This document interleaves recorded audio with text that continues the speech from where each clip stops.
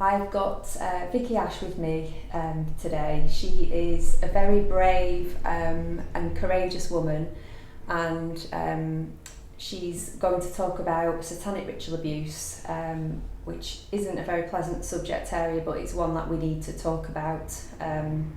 So, Vicky, can you tell me how you first came to disclose? I was always having flashbacks of my childhood, even as an adult. I first disclosed really to my husband with the triggers that I was having, that something was desperately wrong, and the bad vivid dreams and memories that were flooding back, particularly after the birth of my first son. I think it's a trigger really as a mother that you want to protect your child. So I had managed to suppress my memories, I'd managed to dissociate from those memories and try and lead a functional life, which when I look back was extremely dysfunctional. And as I started to have those triggers, I disclosed to my husband, and then I started to go down the medical path of seeking the help that I needed. Okay. So when did you realise that it was satanic ritual abuse that you'd actually been through? The memories that I first had was of, I hate even saying normal sexual abuse because there's nothing normal about it, but the normal memories of abuse when I was very, very young. But then I would remember cloaks being around me, and vivid memory of everybody being in cloaks, so you couldn't see their faces, but prominently the word sin, and people coming towards me going, she's sinned, she's sinned, she's sinned, punish her, punish her, punish her. So whenever I heard the word sin, particularly as I sought the church for help, whenever I heard the word sin, and people in the local church here have seen my journey, it would be a trigger. I would be underneath the church pew, because within Satanism there are trigger words that keep you bound in fear, because if you're bound in fear then you're not going to disclose. And it then became apparent, I thought through some therapy I had, that I had some people believe in other lives and reincarnation and all those sort of things, but even through that therapy I was always saying it's me with long hair. I see cloaks and cobbles and wet cobbles and this big house, and I was always saying it's me with long hair. And then as I became strong enough, because I do think it takes strength when you've been so traumatised, the mind's very, very fragile, and in God's grace, I think he brought the memories very, very slowly. As I could deal with them, I realised that it was me with long hair, and it was my childhood, and that the memories that I was having was not a past life. It wasn't, that would have been an easy way out, thinking that it was somebody else in a past life, but that it was my life. And it's just all these years, I've been disclosing now for 30 years, has just been a jigsaw coming together, piecing the jigsaw of truth. And it's not a palatable subject, like you said. I've often wanted to just get on with my own life. I'm through it. I'm still married to the same man that I met when I was 16. I have 3 wonderful children who are all grown up, and I could just move on and get on with my life, but I know that I have a duty to society, and for the sake of other survivors that haven't managed to come through as I've come through, and to children and the protection of children, because Satanism is just as Christians would go to church and have meetings and invite people, so it is within Satanism that there are covens and group meetings and grooming, and Satanism is growing in our country. Yeah. And once people are involved, we know that Audrey Harper's written a book about witchcraft, Doreen Irvin, that haven't particularly want to be involved, but once they've witnessed something happening in one of those coven meetings, then they're in it. and it's very, very hard to come out. It's a bit like being in the mafia. Even if you, often with Satanism, it's generational. So we know when I watch The Godfather and mafia programs that once you're in it, it's very, very hard to come out. But I've always said that I'm a voice for those people who do want to come out. I'm a voice for those people who don't want to be part of that. And that there is a God who's ready to rescue them, and by his grace he will save and restore them. Absolutely. So when you say generational, do you mean so parents can be involved, grandparents, and it can just kind of go through the generations, literally? Yes. Right. Okay. Did you disclose to anybody else? As soon as I'd spoken to my husband, obviously I spoke to my doctor. Then I was helped by a wonderful lady, Diane Core, from Child Watch. She was known at the time, this is in the early 1990s. She ran a child abuse outreach called Child Watch, and she advised me to go to the police. She said that I had a duty to go to the police, and then once I'd done that, I'd done the right thing. And she also told me to go to my local MP, Geoffrey Dickens, a wonderful man at the time, which I did. And the CID police came to visit me in the early 1990s, and even in front of the police officer. I remember going for a walk that day and saying my prayers. And I said, please, Lord, I said, whatever I need to remember that is relevant for that police inquiry, please let me remember it. And I'll never forget, I was in the lounge being interviewed by the CID officer, and I had a full-blown panic attack and remembered very, very clearly the location and the memories of Satanism as a child. And that was where the journey began. And Geoffrey Dickens asked me to go on Panorama. He was disclosing in Parliament the issues of abuse at the time. He asked me to go on Panorama, which they actually said at the time was a programme to help social workers, because they were having a difficult time with the Rochdale and Cleveland case it was mentioned that it was satanic ritual abuse then, and I can never ever speak for any other case. I can never ever speak for anybody else. I can only speak my truth. I can only speak my journey and what I've been through. And if you were to see me on that Panorama programme, that I was actually deceived going on that, because they said that it was to bring Satanism into the light and the truth. So I went on with Geoffrey. I was filmed at his house. If my memory's right, I was filmed at his house. Was that it was to help children. And then I had a phone call when I'd done the filming that it actually wasn't, it was ridiculing it. So I actually rang up Panorama at the time. I think Martin Bashir was the producer at the time. I just rang up and I said, I've heard that this programme isn't what you've said it was. I'd rather that you didn't put me on the programme, because that's not what I signed up for. Unfortunately, well, not unfortunately, because we're where we are today with the missing dossier of Geoffrey Dickens, aren't we? But there were several survivors that were interviewed before me on that programme, and they were all blacked out. They were afraid of speaking out. The consequences of speaking out for any whistleblower, for any survivor, is immense. But I wasn't blacked out. I came straight on and gave my story without being blacked out. But if you were to see me on Panorama, you would see that there's a very different woman sitting before you today than that woman who was interviewed all those years ago, because I have dealt with the truth, and the truth has set me free. Absolutely. And that must have been very traumatic to see how that they deceived you as well, and that programme was painting a very because different picture. Why would you need to lie to have someone on your programme? That's my only question. Is I'm always concerned where lies are involved, and we know that the word occult particularly means hidden. Everything's done in the dark. So when people say, oh, it doesn't go on, it might not go on in the light. People know it. People know that it goes on. And who are these people who are saying that it doesn't go on?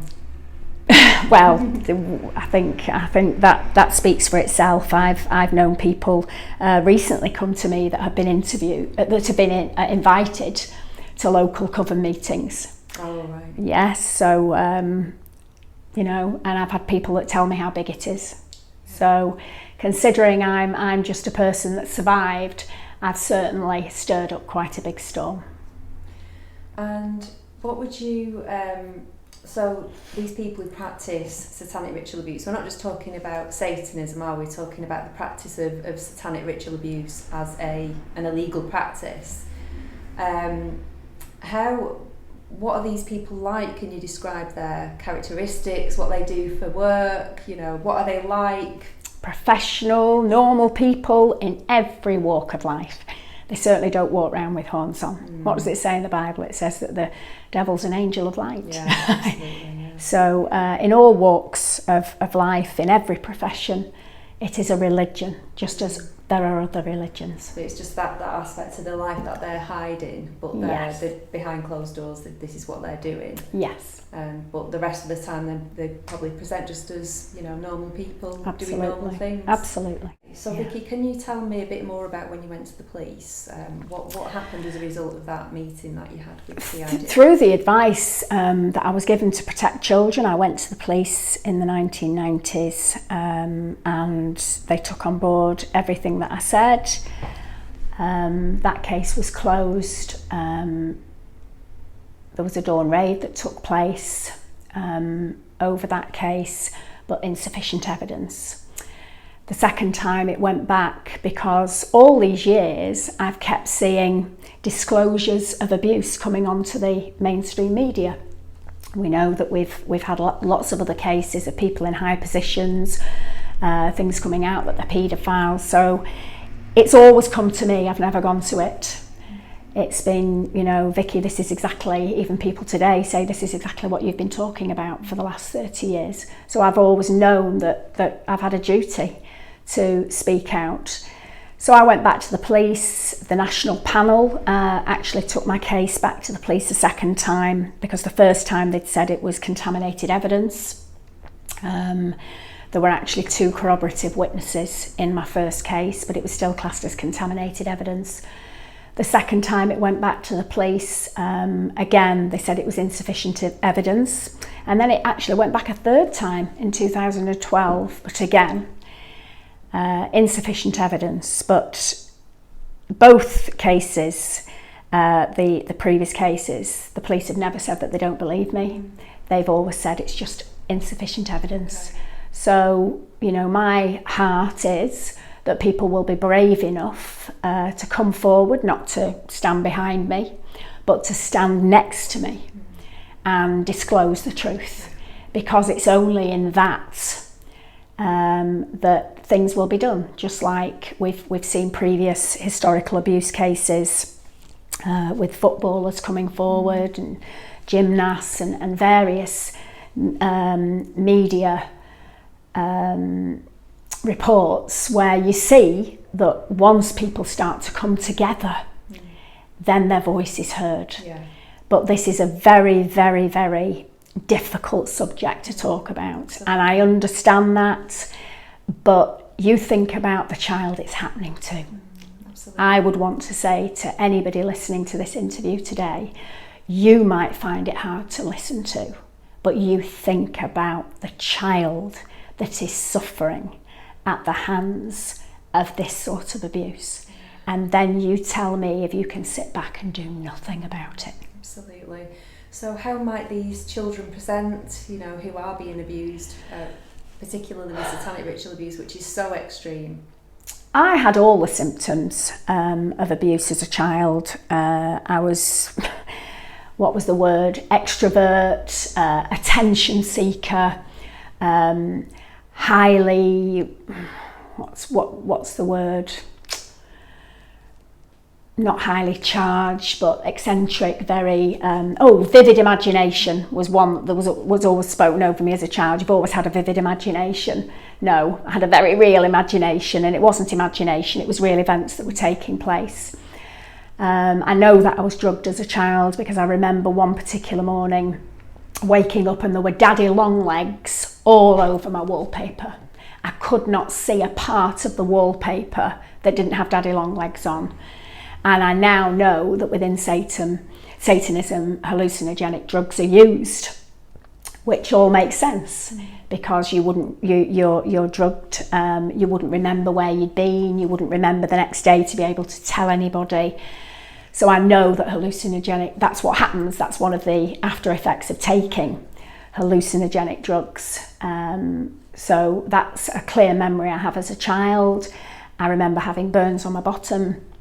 I was burnt with a poker. Again, I've been told that I would still have scars on my bottom to this day, but I remember my abuser bending me down in front of the fire and putting the local used to have fire guard round and a real coal fire in those days, and just putting the poker in the fire and then just gently touching my bottom with it. And I had plasters put on every single day, and I remember being bent over the bed in the house I was living in, and the words were 1, 2, 3, 4, 5, 6, 7, 8, 9, 10, and on number 10 the plasters were ripped off and replaced, and they were scabs. Wasn't ringworm, as was said to me later on, because ringworm is not a scab. Ringworm is small circles and it's pale in the middle. It's not a scab. I had plasters on my bottom and I couldn't sit down at school, and that was a very, very clear memory that was clearly covered up. It's not until now I know the practices of Satanism that branding is one of the practices of Satanism. I hate to this day even having my mouth open for any length of time or going to the dentist, or obviously because unfortunately with abuse, oral sex is part of abuse, which was a regular thing. If you can imagine as a child, that's a devastating thing for a small child. Constipation was constant right through my childhood because of sodomy. Wetting the bed till my teens. I constantly wet the bed to words that it stinks like a farmyard in here. And it's not until you have your own children who don't present those symptoms that you start to realise, well, why did I? Yeah. And you ask those questions, well, why did I? Why weren't, there are certain boundaries in my children's life where I don't discuss certain issues with them. But there didn't seem to be those boundaries in my childhood. Well, I suppose it's, you grew up thinking that was normal. I did. I did. Did you, when you were a child, did anyone ever ask you at school, for example, or anything, what was wrong, or did you ever try to tell somebody what was happening? I'm sure I did. As I've just said, I remember not being able to sit down at school and being taken to the head teacher, where I remember showing, pulling my knickers down at the time and showing her, but what they did about it. I was a child. I remember going to the doctors, the family doctor, and him saying that I was the constipation I was struggling with was that I was a nervous child and I didn't digest my food and it just dropped straight to my bowel, without being digested. But it isn't. It's so painful to go to the toilet that you constantly hold it back. And one way or another, you're going to have to go. So, and I remember having to be helped going to the toilet. And these are dreadful, dreadful things that I can honestly say are very painful to talk about, very difficult to talk about. But this is fact and this is truth. And unless you speak about those things, unless you have the courage and you're not under the shame and the guilt and the condemnation anymore, and you're free of the grooming that abuse brings, because your abuser will always groom you into silence. That's what grooming is. I'm able to share the truth, and I'm doing it so that other children have a voice.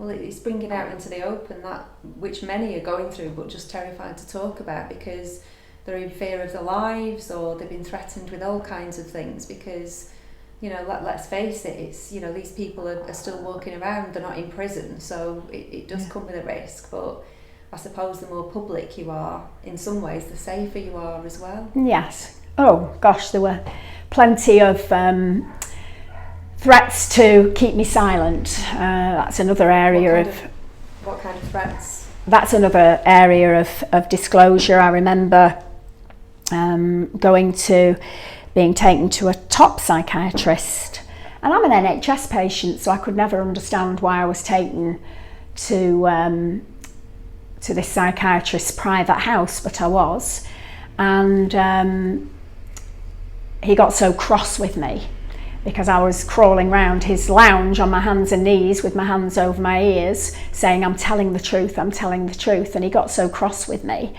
and turned to the person who took me and said, she's this close.